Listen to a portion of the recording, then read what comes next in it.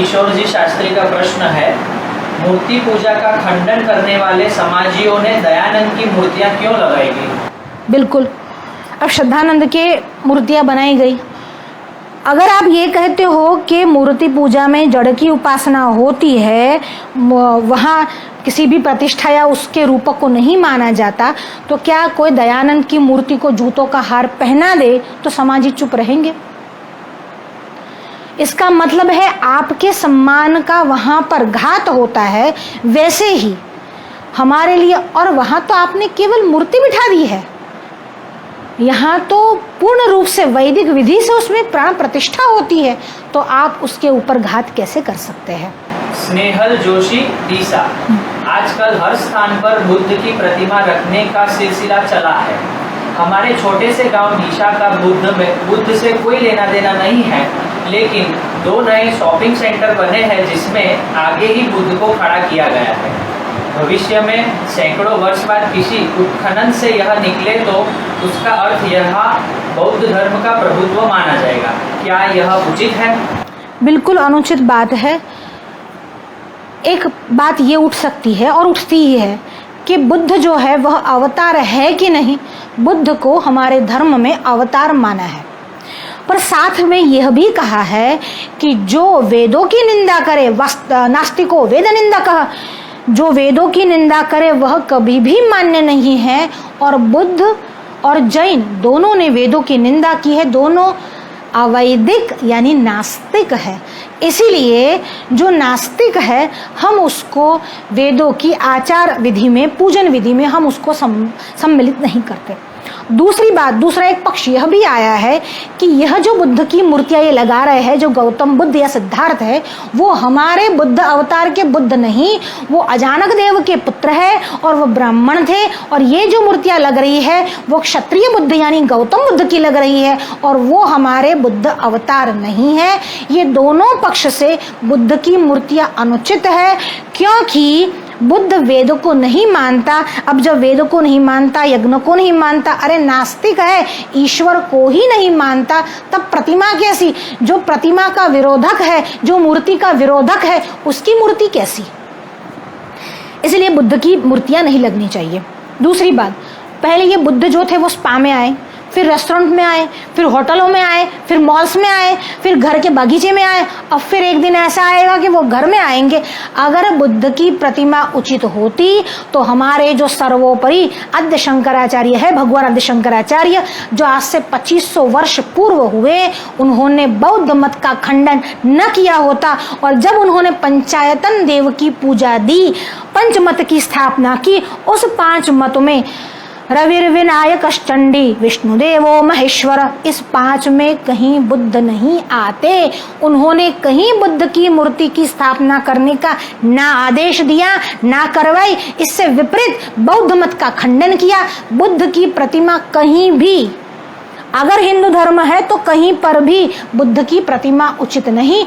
कोई बुद्धिस्ट बुद्ध की प्रतिमा लगाए, हमको उससे कोई विरोध नहीं, पर अगर हिंदू धर्म के नाम पर बुद्ध की प्रतिमा को आप रख रहे हो, मतलब जैसा बाबा साहेब आम्बेडकर ने किया, भीमराव आम्बेडकर ने क्या किया, उन्होंने हिंदू धर्म को छोड़कर, वो मुस्लिम नहीं बने, वो क्रिश्चियन नहीं बने, वो क्या बने? बुद्धिस्ट बने। तो अब उनके ही राह पर चलने वाली कोई संस्था, तथाकथित संगठन, चाहे कोई भी हो, अगर बुद्ध की प्रतिमा को ही प्लांट कर रहे हैं, प्रोजेक्ट कर रहे हैं, तो हिंदू धर्म के खिलाफ है। अगर अवतार है तो भी मान्य नहीं, क्योंकि जिसको वेद मान्य नहीं करता वो हम उसको मान्य नहीं करते। शशिकांत दुबे, अहमदाबाद, मंत्र ब्राह्मणात्मक शब्द राशि वेद से संबंधित, मंत्र ब्राह्मणी और वेद नाम ध्येयम, ये आपस्तंभ का सूत्र है। हाँ, ऐसे जनोपयोगी विषय से लोगों को अवगत अवश्य होना चाहिए। मंत्र ब्राह्मणी और वेद नाम ध्येयम, मंत्र और ब्राह्मण की जो राशि है वो वेद कहती है, आपस्तंभ का सूत्र है। और केवल मंत्र को वेद मानने वाले दयानंद जो है, इस बात से विरोध होता है, और जो स्मृति या फिर प्रातिशाख्य का विरोध करता है उसको हम मान्य नहीं करते। इसलिए सत्यार्थ प्रकाश हमारे लिए मान्य नहीं करता, चाहे वो किसी भी स्वामी ने क्यों ना लिखा हो। वीरल रावल, वडोदरा, मूर्ति पूजा उत्तम विज्ञान कैसे? देखिए, हमारे यहाँ जब कोई भी क्रिया आई है तो वह वैज्ञानिक आई है, चाहे हम उसका विज्ञान समझे न समझे।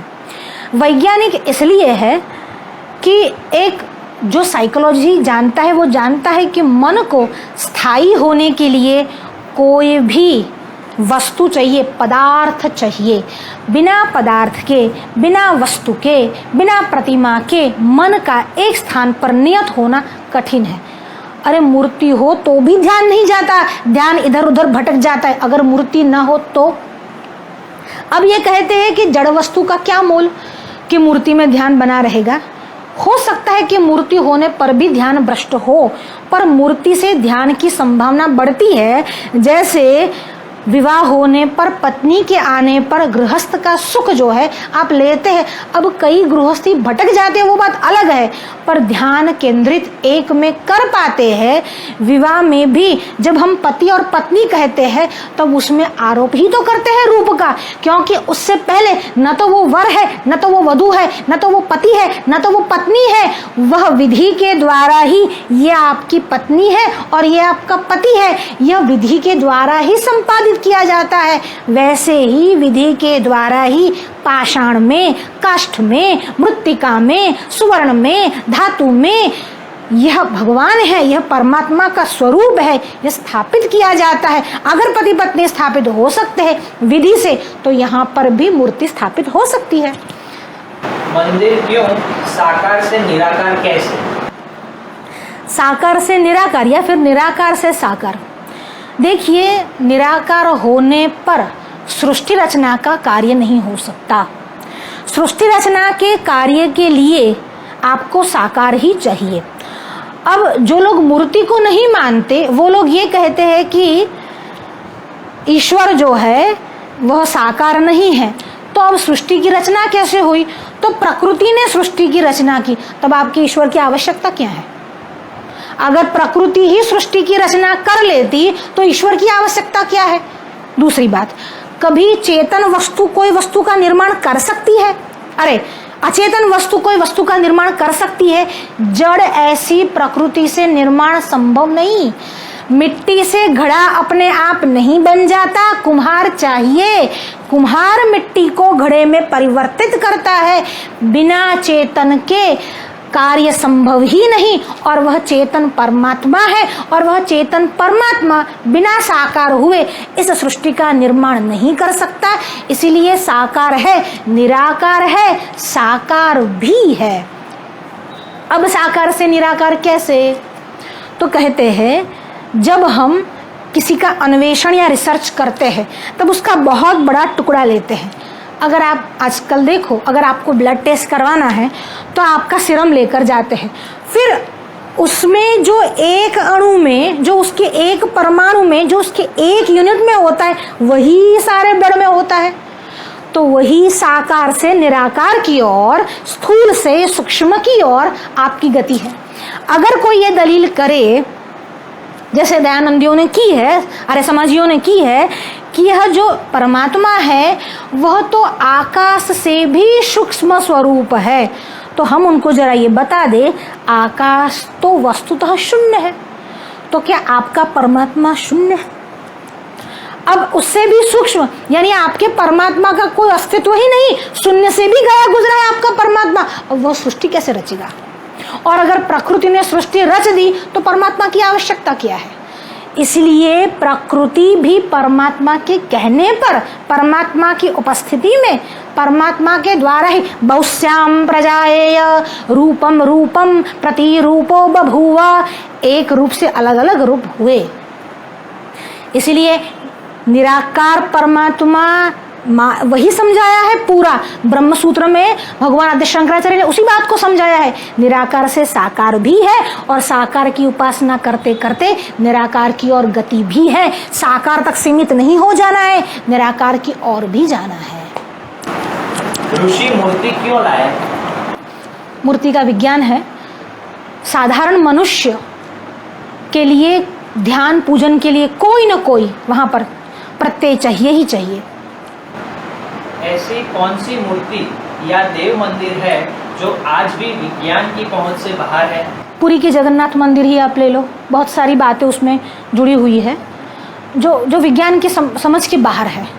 अच्छा, दूसरी बात, हमारे यहाँ एक एक वस्तु, अगर मंदिर का निर्माण करना है तो भी अब प्रतिमा जिसको हम मूर्ति बोलते हैं वो बिना छत के नहीं रखी जाती, पर जब मूर्ति की प्राण प्रतिष्ठा होती है शिवलिंग की तब उसको अंतरिक्ष में से लाया जाता है, फिर उसकी छत को बंद कर दिया जाता है, यानी और फिर उस पर ध्वजा आदि जो लगाए जाते हैं। अभी शायद इसी वर्ष की बात है कि द्वारिका के मंदिर पर बिजली गिरी और मंदिर के गर्भगृह को कुछ नहीं हुआ क्योंकि ध्वजा ने रक्षा की। तो एक एक प्रतीक जो है वो सौदेश है, क्यों वहां लगाना, किस कारण से लगाना, हमारी और आपकी समझ की बाहर है, वो अलग बात है, पर उसका उद्देश्य है। अभी मूर्ति पूजा की क्या स्थिति है और पहले क्या थी? अभी मूर्ति पूजा की स्थिति ऐसी है कि लोग मूर्ति पूजा तो करते ही हैं। देखिए, भक्तों की कमी नहीं हुई है, ना ही भावनाओं की कमी हुई है। मैं तो कदापि ऐसा नहीं मानती कि जो हमारी युवा पीढ़ी है, युवा वर्ग है, इसके मन में कोई भावना नहीं। अरे वो तो आस्तिक है, वो धार्मिक है, केवल उनके प्रश्नों का उत्तर देने की आवश्यकता है, केवल उनमें संस्कारों के सिंचन की आवश्यकता है। वह आपसे भी ज्यादा भावुक पीढ़ी है, वह भगवान की ओर अपने आप गति करेंगे। केवल संस्कारों की जो कमी रह जाती है, शिक्षण की जो कमी रह जाती है, उसको पूरी करने की आवश्यकता है। शिक्षण में इस बात को समझाया जाए, संस्कारों में यानी घर में इस बात को समझाया जाए तो युवा वर्ग बहुत ही उत्साही है, वह धार्मिक भी है और वह आस्तिक भी है। एक ये वर्ग है। दूसरा वो वर्ग है जो उपासना नहीं करनी है उसकी उपासना करते हैं, जो नहीं पूज्य है उसकी पूजा करते हैं। अपूज्या यत्र पूज्यन्ते त्रीणी तत्र प्रवर्तन्ते दुर्भिक्षम मरणम भयम। जहाँ अपूजनीयों की पूजा हो वहाँ 3 अवस्थाएं निर्माण होती है। दुर्भिक्ष, सूखा पड़ता है, अकाल पड़ता है, मरण होता है या फिर भय निर्माण होता है। जो जिसका पूजन नहीं करना है, साईं बाबा है, जो भी जितने भी बाबा जो पाखंडवाद चल रहा है उन सब का पूजन नहीं करना है। क्योंकि देखिए, हमारे यहाँ गुरु पूजन की महिमा है, पर गुरु पूजन की महिमा तब है जब वह क्षत्रिय और ब्रह्मनिष्ठ हो। गुरु कौन है? क्षत्रियम ब्रह्मनिष्ठम। साईं बाबा ना तो वेद को मानते थे ना वेदों को जानते थे। कई लोगों ने ऋषि चरित्र में साईं बाबा को प्रक्षिप्त ठूंस दिया गया है, वो बात अलग है, पर ना वो वेदों को मानते थे ना वेदों को जानते थे और ना ही ब्रह्म में निष्ठा थी, क्योंकि वह सबका मालिक एक बोलते थे, मस्जिद में रहते थे, मांस खाते थे। और ये हम नहीं कहते, ये उनके साईं चरित्र में आया है कि वो मांस खाते थे, मस्जिद में रहते थे, अल्लाह अल्लाह बोलते, सबका मालिक एक ऐसा बोलते थे। तो ऐसे लोगों का पूजन का भी कोई विधान नहीं है। अगर पूजन हुआ तो उसके इस दुष्परिणाम के लिए आप तैयार रहिए। साईं बाबा तो एक है, ऐसे कई आज देखिए मोइनुद्दीन चिश्ती की दरगाह पर कैसे लोग चादर चढ़ाने चले जाते हैं। आप उनका इतिहास भी जानते हैं, किसके लिए वहां पर उनकी दरगाह बनी, उन्होंने हिंदू स्त्रियों के साथ कैसा व्यवहार किया। कोई इतिहास पढ़ता है नहीं, ना सच्चा इतिहास पढ़ाया जाता है। और इसी के कारण मतभ्रांत लोग हमारे 12 ज्योतिर्लिंग, 4 धाम, 51 शक्तिपीठ को छोड़कर बाबा की मजार पर चादर क्यों चढ़ाते हैं। अब जब शिवलिंग पर दूध चढ़ाया जाता है तब तो उनका विरोध होता है, पर मजारों पर चादर चढ़ाने के लिए कोई पिक्चर, कोई मूवी नहीं बनता है। उनका विरोध कोई नहीं करेगा, करके देख लो। राम जी के विषय में आशंका उठती है, मोहम्मद के विषय में आशंका उठाकर देख लो, एक मूवी बनाकर देख लो, और फिर क्या परिणाम होता है वो भी आप देख लो। वो नहीं करेंगे। हिंदुओं की उदारता ही हर हमेश उसके नाश का कारण हुई है। इतने उदार है हम लोग कि हमारे पावन चरित्रों पर, हमारे अवतारों पर कोई भी कुछ भी मनमाना कर सकता है और हम चुपचाप खड़े हैं। मनीष तिवारी, हरदा।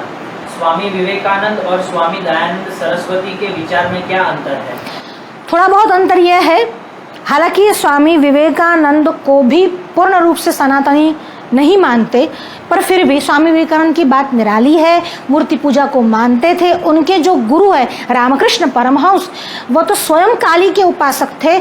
और जब खेतड़ी के राजा के वहाँ गए और जब उसने मूर्ति पूजा से इनकार किया तब स्वामी विवेकानंद ने उसके वहाँ प्रधान को बुलाकर कहा कि ये किसकी तस्वीर है। वहाँ पर उनके पिताजी की तस्वीर लगी हुई थी। कहा उसको फेंको, उस पर पाँव रखो या उस पर थूको। तो वो महाराजा को क्रोध आ गया। तो कहा अगर ये केवल आपकी कागज़ है, कांच है और केवल अलग अलग रंग बने हुए हैं, उस रंगों में आपकी प्रीति है, अब आप उसको अपने पिता का प्रतीक मानते हैं, वैसे ही हम हिंदू लोग पाषाण में, काष्ठ में, मृत्तिका में अपने भगवान, अपने परमात्मा को देखते हैं।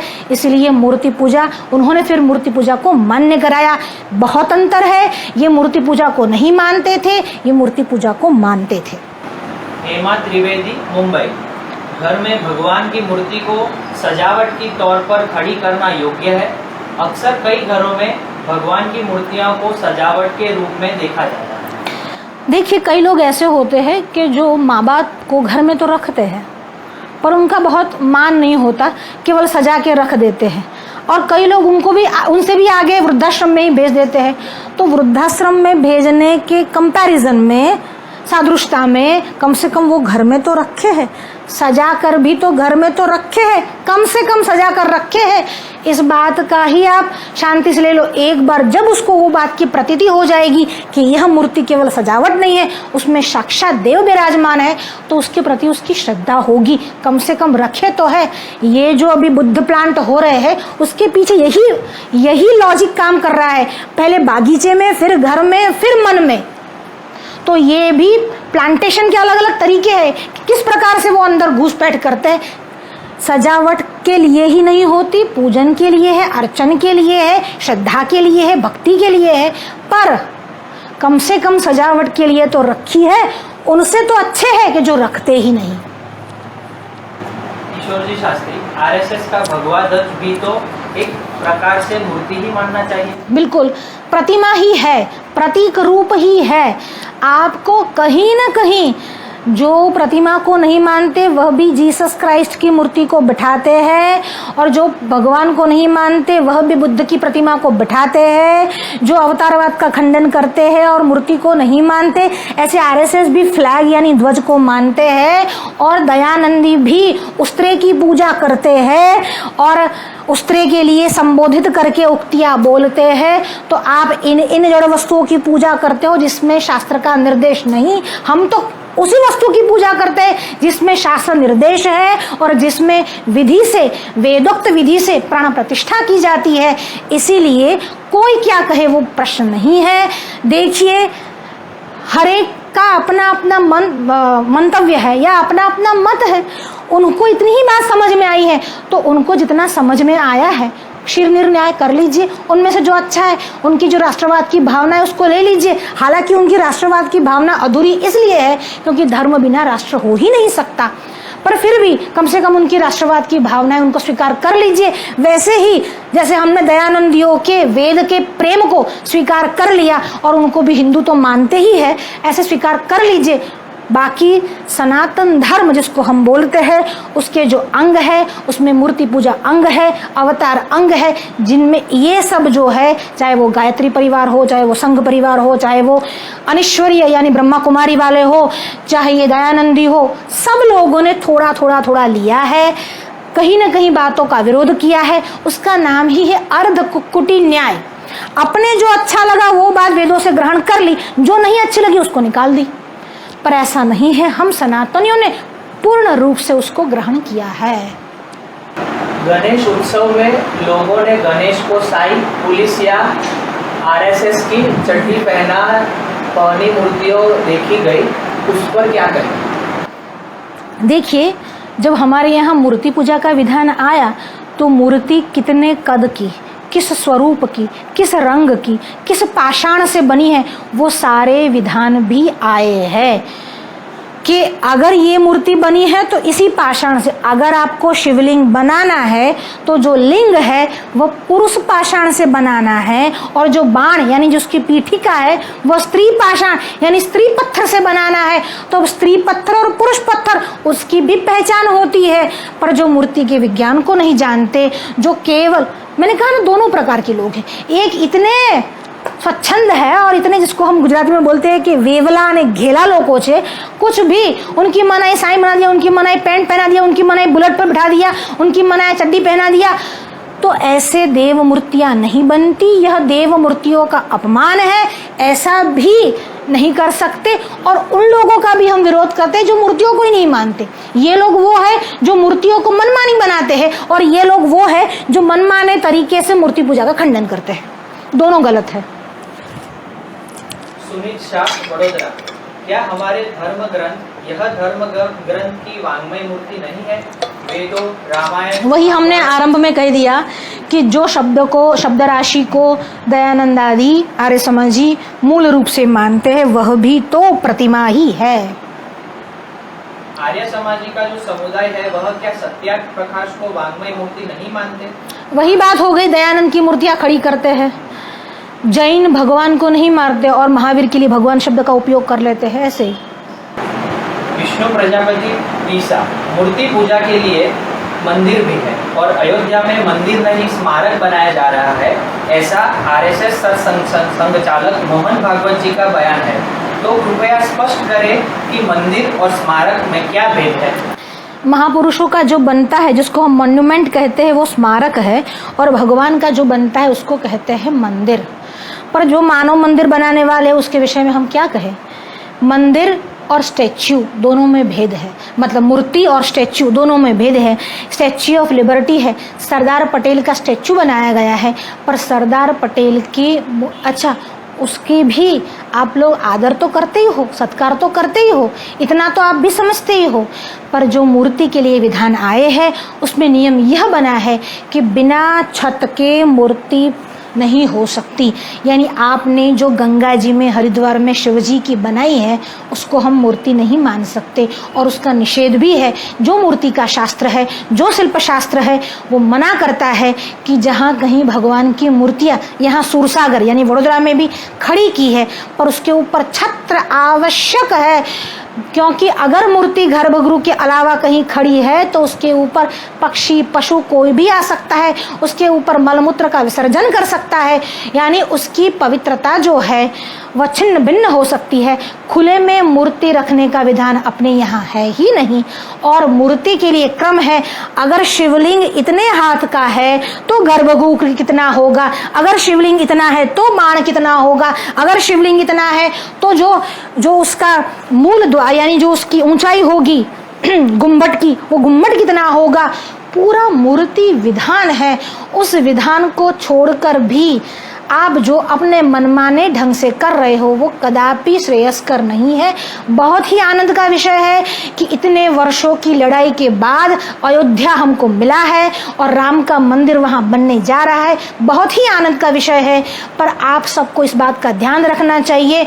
उसके लिए जो सच में विद्वान है, जो मूर्ति के विधान को जानते हैं, जो विधि विधान के जानते हैं, उस ज्ञाता को, कोई भी संपत्ति को चंपत कर देने वाले चंपत राय को नहीं, जो उसके जानकार लोग हैं उसके पास जाकर या उसको ट्रस्टी बनाकर, अगर ट्रस्टी नहीं बनाना तो भी कोई बात नहीं, केवल उनके पास जाकर मूर्ति विज्ञान के विषय में समझकर अच्छे योग्य तरीके से शास्त्रोक्त विधि से आपने जब उसका विधान किया, शिला पूजन किया, तब भी आपने काल को नहीं देखा, आपने कम मुहूर्त में वो किया। आपने जो बाल मंदिर बनाया उसमें भी बाल मंदिर की जो सारे विधान थे उस बात का खंडन कर दिया।